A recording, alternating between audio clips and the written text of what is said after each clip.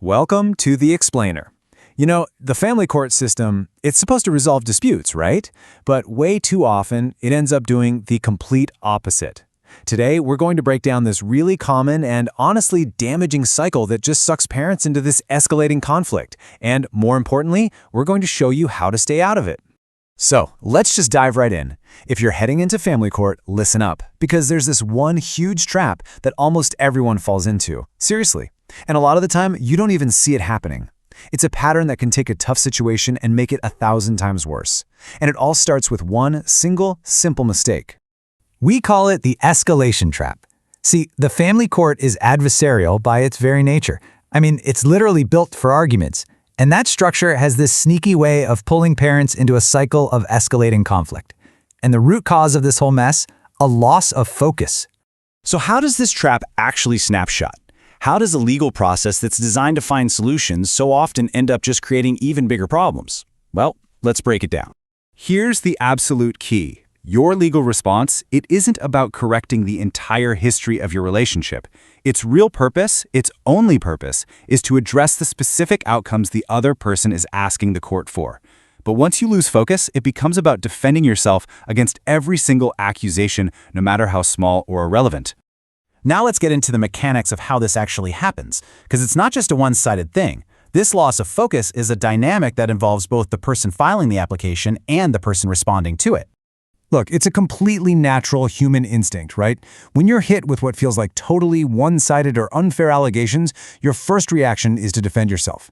And this leads to these responses just packed with personal history, super detailed point-by-point rebuttals, and grievances that, while they might feel emotionally valid, have absolutely no bearing on the legal outcome. And here's the kicker. It's not just about how you respond. The problem often starts right at the very beginning, with the initial application. It can be just filled with exaggerated or emotionally charged claims, and since the court rarely filters this stuff out early on, it creates the perfect storm for conflict. Think about it like this. One person makes a vague emotional claim, something like, "They're undermining my parenting." The other person feels attacked, and so they fire back with this massive, detailed, multi-page rebuttal to prove them wrong. All this actually does is add fuel to the fire. The hostility escalates, and the actual issue gets completely buried. So where does all of this lead? Well, the cost of this constant escalation goes way beyond just your time and your money. It creates real, lasting damage where it matters most. What starts as a simple disagreement on paper just spirals downwards. The legal documents get longer, they get more hostile. Each person becomes more and more entrenched in their position, totally determined to win. The ability to co-parent effectively, it's just shattered. And at the very bottom of this spiral are the children. This might be the single most critical takeaway from this entire explainer. The real cost is paid by the kids. They absorb this conflict, whether they overhear arguments or not, because the tension is embedded in everything, even in the legal documents they will never ever read. A prolonged dispute causes profound emotional harm. So if that's the trap, how in the world do you avoid it? How do you protect your children and yourself from this downward spiral? Well, thankfully, there is a much more effective, strategic, and grounded approach you can take. The difference is just night and day. An escalated response is all about winning the argument. But a focused response, that's about getting a real, sustainable outcome.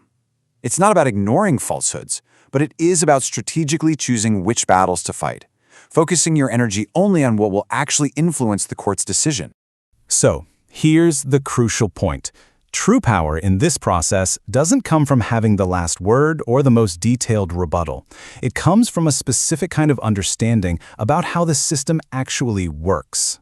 This is exactly what we mean by strategic focus. When you understand what the court actually considers relevant, what qualifies as real evidence, and which facts are material to the decision, you can stop being reactive. You can start being strategic. Here's a powerful filter to use. For every single point you want to make, ask yourself, will this detail help the judge decide what's best for the children? If the answer is no, it's just noise, and cutting out the noise is the key to de-escalation.